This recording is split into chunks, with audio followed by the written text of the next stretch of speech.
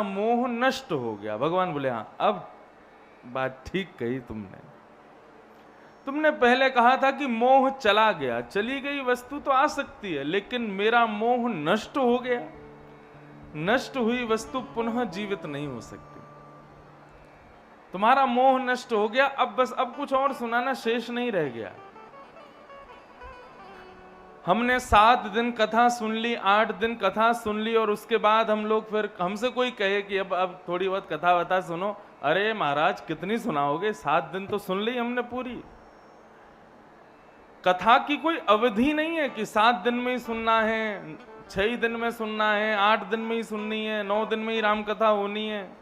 नहीं, ये जब तक हमारे भीतर बैठे हुए काम, क्रोध, लोभ, मोह, ईर्ष्या, द्वेष, अभिनिवेश, अहंता, ममता, चिंता, ये जितने भी हमारे भीतर राक्षस बैठे हैं, जब तक ये नष्ट ना हो जाए तब तक कथा सुनते रहो। आप कहोगे तो नष्ट होने के बाद नहीं सुने, जिस दिन ये नष्ट हो गए उस दिन तुम संसार में रहोगे ही नहीं, तुम संसार के रहोगे ही नहीं। संसार में तो रहोगे लेकिन संसार के नहीं रहोगे। हम लोग संसार में हैं और फिर संसार को मानते भी अपना है। क्यों? क्योंकि ये सब हमारे भीतर रह के इसको मनवाते हैं। जिस दिन ये नष्ट हो गए उस दिन हम संसार में तो रहेंगे लेकिन संसार के रहेंगे नहीं। उस दिन ठाकुर जी के हो जाएंगे। फिर कोई अभिलाषा, फिर कोई इच्छा, फिर कोई कामना मन में रह नहीं जाएगी। इसलिए भैया श्रीमद् भागवत की कथा हो तो ऐसा भाव रख के नहीं जाना है कि आज कथा हमने, हमारे 8 दिन की कथा, हमारा संकल्प पूर्ण हो गया, बस नहीं। खुद के भीतर झांक के देखो बदलाव कितना आया हम में। क्या वास्तव में अपने सारे अवगुण हमने मिटा दिए? क्या वास्तव में हमने अपने सारे दुर्गुण दूर कर दिए? हॉस्पिटल से डिस्चार्ज तभी तो होगे जब आपका रोग दूर हो जाएगा। अब घर वाले जिद करें कि नहीं हमारे बालक को अब छुट्टी दे दो, तो डॉक्टर चाहते हुए भी नहीं देता। नहीं, अभी ठीक नहीं है, ये घर ले जाओगे तो और बीमार हो जाएगा। लेकिन कई लोग, घर के लोग मानते नहीं, बोले ये पैसा बना रहा है, जबरदस्ती धर रखो है यानी, जल्दी पैसा वैसा दे के छुट्टी करवाओ। ले आते हैं पेशेंट को घर, फिर वो और बीमार हो जाता है। ठीक वैसे ही बंधुओं, ये श्रीमद् भागवत की कथा भी एक हॉस्पिटल जैसी है और यहां सब लोग एडमिट हुए हैं। 7-8 दिन से सब लोग यहां आ ही रहे हो, नित्य 4 घंटे आप लोग कथा श्रवण कर रहे हो। मतलब यहां पर, वहां पे शस्त्र से ऑपरेशन होता है, यहां शास्त्र से ऑपरेशन होता है। तो 7-8 दिन से ये ऑपरेशन चल रहा था। अब आप आज सब लोग कई लोग बड़े खुश हैं, कई बड़े उदास हैं। खुश क्यों? बोले कल से झंझट खत्म, आनंद करेंगे, बढ़िया प्रेम से सोएंगे। लेकिन ऐसे खुशी वाले लोगों की गिनती कम होगी, जो दुखी हैं वो थोड़े ज्यादा हैं। कि कल से क्या होगा, कल से मन कैसे लगेगा, कल से क्या, आज शाम से सब उजड़ा उजड़ा लगेगा। क्यों? क्योंकि अभी रोग दूर नहीं हुआ है, अभी तृप्ति नहीं हुई है। इन 7 दिनों में हमने वो अनुभव किया जो हमने पिछले कितने वर्षों में अनुभव नहीं किया। आप विचार करो, भागवत जी की कथा तो मैं तो हर हफ्ते कहता हूं, यहां कल पूरी करूंगा, आज पूरी करूंगा, कल से कहीं और प्रारंभ। 26 को टूंडला में पूरी करेंगे, 28 से कनाडा में प्रारंभ, और फिर एक महीना लगातार वहीं पे। वहां से 26 अक्टूबर को लौट के आऊंगा, 28 से बनारस में प्रारंभ। हमारी तो हर हफ्ता कथा है। कई लोगों को लगता होगा ये कथा करते करते अभी ऊब गए होंगे, अभी थक जाते होंगे। नहीं, हर कथा नई होती है। हर कथा में खुद भी बहुत कुछ नया सुनने जानने को मिलता है। जरूरी नहीं है जैसी कथा खैर में हुई वैसी कथा कल से टूंडला में हो सकता है वहां की कुछ अलग हो, वहां की कुछ बढ़िया हो, वहां की कुछ कई बार होता बढ़िया नहीं भी होती। कुछ कह नहीं सकते, श्रोताओं के ऊपर निर्भर करती है कथा। जैसे श्रोता वैसी कथा, जैसे ग्राहक वैसी दुकान है? अब यहां पर आप साधारण सब घर गृहस्थी वाले लोग बैठे हो तो कथा सीधी सादी हो रही है, और यहीं पे आप सामने 20-25 संतों को बैठा तो कथा उस लेवल की होगी, कईयों को समझ में ही नहीं आवेगी। श्रोता जैसे कथा वैसा रूप धारण करती है। तो हर कथा में हमें भी एक नवीनता मिलती है, हमें भी कुछ ना कुछ सीखने को, आनंद का कुछ ना कुछ अनुभव होता रहता है। तो ये कथा बंधुओं जीवन का एक अंग बन जाए, और अंग बन जाए का मतलब ये नहीं कि कल से टूंडला ही आना है। अरे फोन है सबके। हम पता है कथा में एक बात कहते हैं, भगवान कल्कि का प्रादुर्भाव होगा तो राम जी ने रावण मारा, भगवान कृष्ण ने शिशुपाल दंतवक्त्र कंस मारे, नृसिंह भगवान ने हिरण्यकश्यप मारा, बराह भगवान ने हिरण्याक्ष मारा। ये कल्कि भगवान कौन से राक्षस को मारेंगे? तो कल्कि भगवान मारने वाले हैं इसको। यही है राक्षस कलयुग का। आप सत्य माने। कितने लोग सहमत हैं इस बात से? सहमत तो हो, लेकिन फिर भी जेब में यही धरो है, या कि बिना काम ना चले। राक्षसत्व क्या है? राक्षसत्व का मतलब ही यही होता है जो ठाकुर जी से विमुख करके अपने आदि बना दे, वही राक्षस है। आप सब लोग अब रामायण शुरू हो गई कल से, सब जगह रामलीला शुरू हो गई। रामलीला में तो नहीं बताते होंगे, लेकिन मानस की कथा हो, वाल्मीकि रामायण की कथा हो, वहां पर कभी आप रावण की सभा का वर्णन सुनो किसी विद्वान से। माली कौन? बोले कुबेर। झाड़ू पोंछा कौन कर रहे हैं? बोले इंद्र। नित्य सुबह के राग, रात्रि की राग कौन सुना रहे हैं रावण को? बोले नारद जी। सारे देवी देवताओं को रावण ने अपने आदि बना लिया। आज फोन भी तो यही कर रहा है। हम दिन प्रतिदिन इसके आदि होते जा रहे हैं। और ऐसा नहीं कि मैं आप पे ही आक्षेप कर रहा हूं, आपको ही दोष लगा रहा हूं, मैं खुद भी। यहां मंच पे जितने लोग बैठे हैं वो भी, जितने संत जन यहां 7 दिनों से पधारे वे भी, सब इसके आदि हो चुके हैं। इसके बगैर कोई नहीं है आज की दुनिया में। दिक्कत कहां हो गई है? इसको रखना बुरी बात नहीं है। बुरी बात यह है कि हम इसके, ये हमारे आदि नहीं है, हम इसके आदि हो गए। इसको हमारी जरूरत नहीं है, हमको इसकी जरूरत हो गई है। अपनी सुविधाओं के लिए इसका प्रयोग नहीं कर रहे हैं, अब इसी को हमने सर्व सुविधा मान लिया है। तो मुझे ऐसा लगता है भगवान कल्कि इसी को मारने आएंगे, इसी को खत्म करने आएंगे। अच्छा, राक्षस फोन नहीं है, इसके भीतर इसको चलाने वाला जो इंटरनेट है वो है राक्षस। कभी कभी वो दंगे हो जाते हैं तो सरकार इंटरनेट काट देती है, 2-3 दिन नेट नहीं चलेगा, तो आदमी आधा पागल तो उसी में ही हो जाता है कि नेट नहीं चल रहा फोन का, हमारा वाईफाई नहीं चल रहा, हमारा ये नहीं चल रहा, हमारा कैसे देखें, कहां जाएं। कभी कभी मुझे लगता है यदि पूरे विश्व भर का इंटरनेट बंद कर दिया जाए 1 हफ्ता के लिए, पूरे विश्व का, क्या होगा? महाराज, कोविड के लॉकडाउन में हम लोग जीवित रहे तो वो इसी की देन थी, इसी की वजह से जीवित रहे। इतने लोग घरों में रह ही नहीं पाते। हम कितने आदी हो गए हैं इसके। लेकिन समय और वस्तु दोनों लाभकारी हो सकती हैं यदि विवेक युक्त होकर उसका उपभोग किया जाए, उपयोग किया जाए। तो कहने का अभिप्राय यह है, इसको राक्षस मत बनने दो, इसको देवता बना के रखो। दिन में 1 बार 2 बार जब समय मिले, रात्रि में, सुबह, दोपहर में, कथाएं सब चलती रहती हैं लाइव, इतने सारे वक्ताओं की कथाएं आती हैं, सुनते रहा करो। और आपसे निवेदन करूं, सत्संग की चर्चाएं सुना करो। हमारे हृदय में जो अशांति है ना, उस अशांति को नष्ट करने का एक ही उपाय है, और वो है ज्ञान।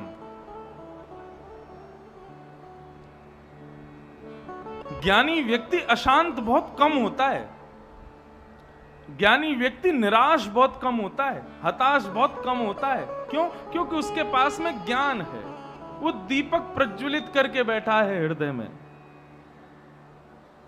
उसको अशांत होने नहीं देता। तो इसलिए इस प्रकार इसके माध्यम से कथा को अपना अंग बनाओ, कथा श्रवण किया करो, भाव से सब लोग इस कथा को स्वीकृति अपने जीवन में प्रदान करो, बस यही भावना है। बाकी तो अब खैर पहले तो के संबंध तो बहुत पहले से है यहाँ से, लेकिन अब खैर से और बढ़िया संबंध हो गया है। अब ये कह दें कि आने जाने का रास्ता मालूम चल गया कि खैर कहाँ से आना है, और जब मन होएगा तो सोई खैर आए करेंगे। खूब आनंद से आप सब लोगों के संग आनंद कियो करेंगे। बढ़िया, बहुत सुख मिला, इतना आनंद आया खैर की कथा में।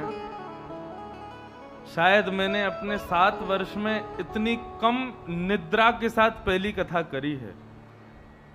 सोई ना दियो, ना दिन में ना रात में। आज नेक सो तो रह गए हो, लेट है गए तो डांट पड़ गई 2-3 अंत, बोला आज लेट है गए हो आप में। मैंने की जय हो, आज तो विश्राम दिवस है। तो थोड़ी चूक हमने ऊ करी, लेकिन वास्तव में आप लोग पहले दिन भी मैंने कहा और आज भी कहूं, हमारे खैर के लोग कैसे हों, लेकिन श्रोता बहुत अच्छे हैं, सुनने वाले बहुत अच्छे हैं। सावधानी से, शांति से, इतनी संख्या में होने के बाद भी बिल्कुल, हाँ वो बात अलग है 6 बजे के बाद में ना रुकें, लेकिन 6 बजे तक बहुत सावधानी से कथा सुनते हैं। ये जान के बहुत अच्छा लगा, आनंद आया। देखो कथा कराने वाले पंडाल कितना बढ़िया बना रहे हैं, मंच कितना बढ़िया बना रहे हैं, व्यवस्थाएं कितनी अच्छी कर रहे हैं, उससे कथा की शोभा नहीं है। कथा की शोभा होती है यहाँ पर भीड़ कितनी आ रही है, उससे भी शोभा नहीं है। सुनने वाले कितने आ रहे हैं, उससे शोभा है। भीड़ तो सब्जी मंडी में भी होती है, लेकिन कथा में भीड़ कितनी ये विशेष बात नहीं, कथा में सुनने वाले कितने। और खैर में लगभग सब सुनने वाले ही आते थे, और ये बात सदा एक हृदय में बनी रहेगी कि खैर की कथा में सुनने वाले बहुत बढ़िया आए, बहुत आनंद आया, कहने में भी खूब सुख मिला। आप सबको व्यासपीठ से बहुत बहुत प्रणाम है। यहाँ जितनी भी मैया माताएं सब बैठी, जो अपने बालकन को रोज खो दें, सबको मेरा प्रणाम। जितने भी भाई लोग बैठे हैं, जितने भी सब बुजुर्ग लोग बैठे हैं, और भी जो अतिथि गण आदि सब आते हैं, सबको मेरा बहुत बहुत वंदन नमन। मैंने कि कहीं लास्ट में जाते जाते नहीं कर पाए तो अभी सबको प्रणाम है। और विगत 8 दिनों में यदि वाणी के माध्यम से कोई ऐसा भाव आपको लगा हो कि अनुचित था, उसके लिए अभी क्षमा।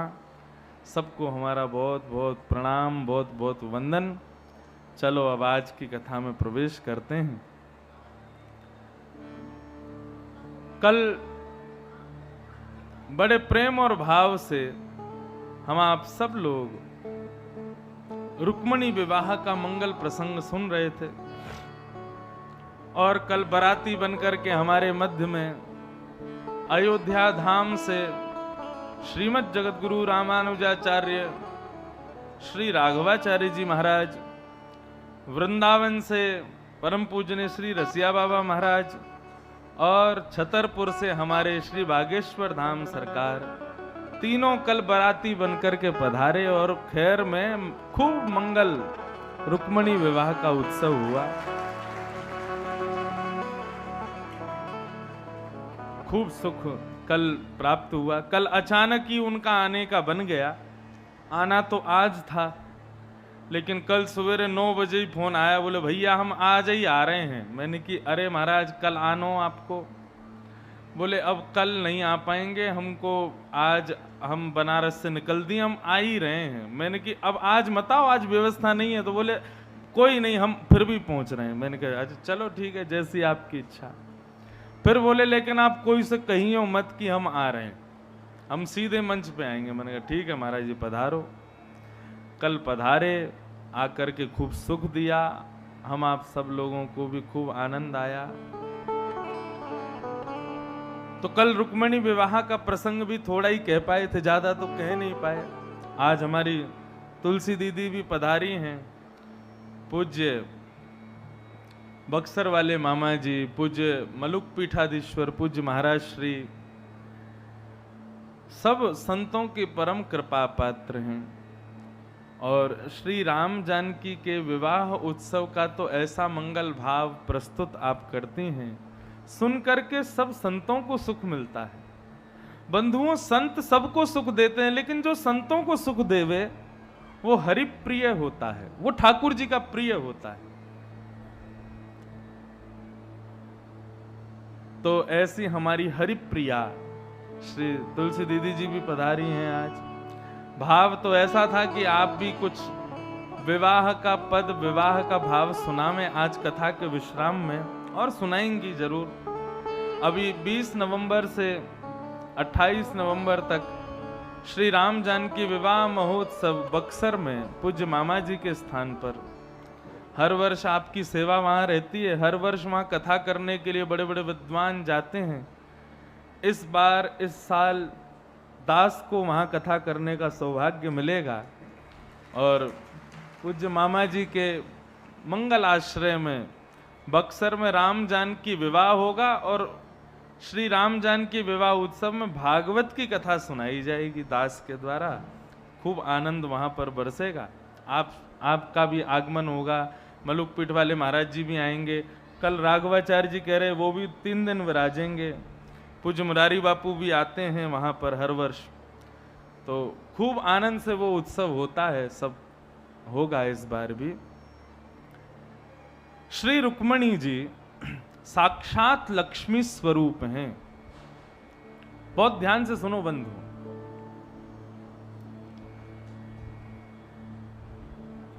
नारायण का विवाह सिवाय लक्ष्मी के किसी और के साथ कभी नहीं होता।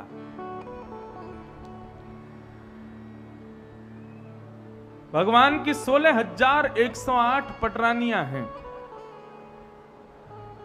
इस 16,108 पटरानियां कौन हैं? विवाह का प्रसंग अभी चल ही रहा है, और भी कई सारे विवाह होंगे आज। लेकिन एक बार ये कॉन्सेप्ट क्लियर कर लो कि ये 16,108 हैं कौन। तो भगवान की प्रथम पत्नी है लक्ष्मी, यानी कि श्री रुक्मिणी जी। लक्ष्मी को अग्नि स्वरूप भी माना जाता है। यही लक्ष्मी जी त्रेता में श्री रघुनाथ जी की प्रियसी किशोरी बनकर के श्री सीता जी के रूप में प्रकट हुई। तो आप सबको पता है कि जब भगवान श्री राम वन में, विहंगम वन में प्रवेश कर रहे थे, तो किशोरी जी से प्रार्थना करते हैं, तुम पावक मह करहु निवासा। आप पावक में निवास करो, मतलब अग्नि में निवास करो, आपकी छाया हमारे साथ आगे चले, क्योंकि आप इतनी सुकोमला हैं कि आपको आगे के मार्ग में कहीं दुर्गमता का अनुभव ना हो। बहुत सावधानी से सुनो सब लोग।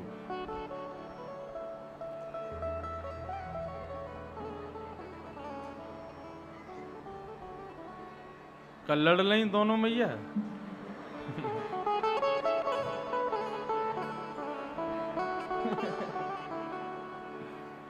हाँ, सब लोग इधर देखो, यहाँ देखो, कथा सुनो। कौनी वोनी कोई की लग जाए तो तब भी ऐसे सहलाते रहना, लेकिन देखना नहीं, इधर ही देखो, कथा सुनो। तो लक्ष्मी जो है ये पावक स्वरूप हैं, यानी कि अग्नि स्वरूपा हैं। पृथ्वी, जल, तेज, वायु, आकाश। पृथ्वी, जल, अग्नि, वायु, आकाश, ये पंच तत्व हैं। ये पंच तत्व हम मानवों के बाहर हैं, और ऐसे ही चार तत्व हम सबके भीतर हैं: मन, बुद्धि, चित्त और अहंकार। भगवान की जो अष्टपटरानियां हैं वो इन्हीं 9 में से 8 हैं। क्यों 9 में से 8 क्यों? 9 में से 9 क्यों नहीं? क्योंकि 9 में से एक तो स्वयं भगवान का स्वरूप है। अब कैसे है वो मैं बताता हूं अभी। तो पृथ्वी, जल, तेज, वायु, आकाश, पहली 5 पत्नी तो भगवान की ये हैं। दूसरी भगवान की पत्नी जो हमारे भीतर के अंतःकरण चतुष्टय है, उसमें मन, बुद्धि, चित्त। अब चित्त जो है ये भगवान है, तो मन, बुद्धि और अहंकार ये भगवान की पटरानियां हैं। इस प्रकार ये मुख्य भगवान की अष्टपटरानियां। और फिर आए 16,100। ये कौन है? तो उपासना कांड में जितने भी भगवत आराधना के मंत्र हैं, जब आप लोग पूजा करते हैं तो पंडित जी जो भी भगवत आराधना के मंत्र बोलते हैं और उस मंत्र को श्रवण करके फिर आप पुष्प निवेदित करते हो, पुष्प अर्चना करते हो, आरती करते हो, नैवेद्य चढ़ाते हो, तो भगवत आराधना के कर्म उपासना कांड में जो 16,100 मंत्र हैं वही भगवान की पत्नियां बन के आए। मतलब ठाकुर जी ने किसी साधारण स्त्री या हाड मांस के पुतले से ब्याह नहीं किया, अपनी बनाई हुई सृष्टि को ही अष्टपत्नी के रूप में स्वीकार किया और अपनी उपासना के 16,100 मंत्रों को भी पत्नी रूप में स्वीकार किया।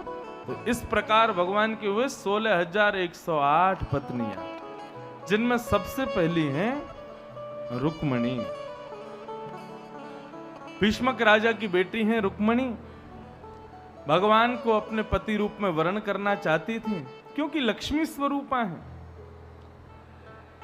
लेकिन इनके भाई रुक्मी ने जबरदस्ती इनका विवाह शिशुपाल के साथ तय कर दिया। रुक्मणी ने यह बात अपनी भाभी से कही कि मैं तो श्री कृष्ण का वर्ण करना चाहती हूं, द्वारिकाधीश का वर्ण करना चाहती हूं। उनकी भाभी ने राय दी, बोले कि तुम करना चाहती हो लेकिन वो चाहते हैं कि नहीं, ये कैसे पता? इसलिए एक पत्र लिखो और वो पत्र ब्राह्मण के द्वारा द्वारिकाधीश को पहुंचाओ। तब श्री रुक्मणी जी ने 7 श्लोकों में पत्र लिखा कि श्रुत्वा गुणान् भुवन सुंदर शृण्वतां ते निर्विश्य कर्ण विवरै हरतोंगतापम् रूपं दृशां दृशिमतामखिलार्थलाभम् त्वय्यच्युता विशति चेत्रम पत्रपं मे। रुक्मणी जी भगवान को पत्र लिखती हैं। 7 श्लोकों में पत्र लिखा, मानो ठाकुर जी के संग में विवाह पत्र के माध्यम से ही कर लिया रुक्मणी जी ने। पत्र लेकर के ब्राह्मण पहुंचे, ठाकुर जी ध्यानस्थ बैठे थे। जैसे ही पत्र लेकर के ब्राह्मण आए, पत्र देख करके ठाकुर जी मुस्कुराने लगे और ना पिताजी से आज्ञा ली, ना मां से आज्ञा ली, ना बड़े भैया को बताया, द्वारिका में किसी को नहीं बताया। सीधे रथ में बैठ करके ब्राह्मण को संग बैठा करके सीधे कौंडिन्यपुर पहुंचे। रुक्मणी जी यहां पर देवी पूजा आराधना के लिए जा रही थीं। तभी रुक्मणी जी को वो ब्राह्मण दिखाई दिया, तो रुक्मणी जी बोली, तुम अभी तक गए नहीं? ब्राह्मण बोला, गए नहीं कि हम जाके उनको लेके भी आ गए। रुक्मणी जी बोले, बड़ी जल्दी आ भी गए? बोले हाँ। अब देखो ये ठाकुर जी की दयालुता है। रुक्मणी जी को अभी तक पता नहीं था कि श्री द्वारिकाधीश उनको स्वीकार करेंगे, लेकिन ऐसे स्वीकार करेंगे ये तो बिल्कुल सोचा भी नहीं था। केवल पत्र लिखा और पत्र में रुक्मणी जी ने स्पष्ट कह दिया। कल पूज्य श्री रसिया बाबा महाराज और पूज्य राघवाचार्य जी महाराज दोनों ने इस बात पर अपना केंद्र किया कि रुक्मणी जी कहती हैं, श्रुत्वा गुणान भुवन सुंदर शृण्वताम ते। पहले ही क्लियर कर दिया ठाकुर जी के आगे कि मैंने आपको देखा नहीं है, मैंने आपको सुना है और सुनकर के अपना पति रूप माना है। आप देखने में कैसे हो, आपका स्वभाव कैसा है, आपका घर परिवार कैसा है, आदि आदि ये सामान्य लड़कियां देखती होंगी, लेकिन मैंने ये नहीं देखा। ये सामान्य स्त्रियों के देखने के लक्षण होंगे, लेकिन मैंने तो केवल और केवल आपको सुना है। मानो रुक्मणी जी हम आप सब लोगों को ये बात बता रही हैं कि मैं ठाकुर जी को सुनकर के उनको पति रूप में वर्ण कर सकती हूं, तो आप लोग भी तो कथा केवल सुनते ही हो, हमने भी तो नहीं देखा। हम सब भी रुक्मणी के समान हैं, हमने भी कभी ठाकुर जी का दर्शन नहीं किया। ऐसा तो नहीं कहना चाहिए नहीं किया, किया तो है। ये सामने बैठे हैं, वृंदावन बिहारी लाल बैठे हैं, राधा रमन जी बैठे हैं, ये सब ठाकुर जी तो हैं, दर्शन तो हमने किया है। लेकिन हाँ, उन ठाकुर जी से कभी वार्ता नहीं हुई, ठाकुर जी के साथ कभी क्रीड़ा नहीं हुई, ठाकुर जी के साथ कभी उठना बैठना नहीं हुआ, वो सारी क्रियाएं नहीं कर पाए। हमने केवल सुना है, हम भी रुक्मणी की तरह हैं। रुक्मणी जी कहती हैं, यदि मेरे जैसा दृढ़ विश्वास हो तो श्रवण भक्ति मात्र से मैं ठाकुर जी को पति रूप में वर्ण कर सकती हूं, तो आप क्यों नहीं कर सकते? आप भी कर सकते हो। केवल कथा श्रवण की भक्ति, उसमें इतना बल है कि ठाकुर जी आपको जिस संबंध रूप में चाहोगे उस संबंध रूप में मिल जाएंगे, प्राप्त हो जाएंगे।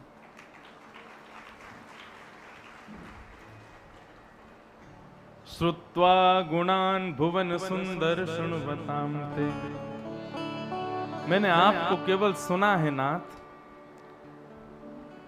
मुझे तो कभी कभी लगता है ठाकुर जी ने पूरा पत्र भी नहीं पढ़ा होगा, केवल पहली बात पढ़ के ठाकुर जी रीझ गए और दौड़े चले आए। बोले चलो, इन्होंने हमारी कथा बहुत सुनी है, तो चलो इन्हीं को ही अपनी पत्नी स्वरूपा स्वीकार कर लेते हैं।